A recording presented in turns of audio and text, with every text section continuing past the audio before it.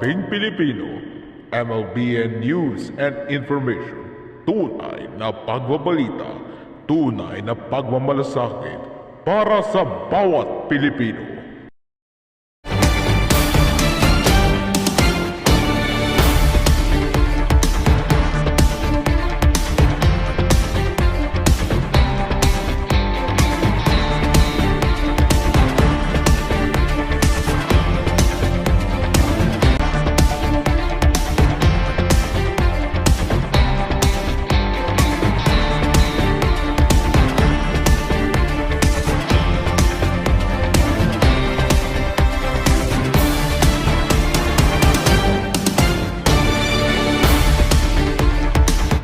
Magandang hapon Pilipinas, kami ang inyong mga tagapagbalita ng mamamayan. Nakabantay kami anumang balita saan man sa mundo.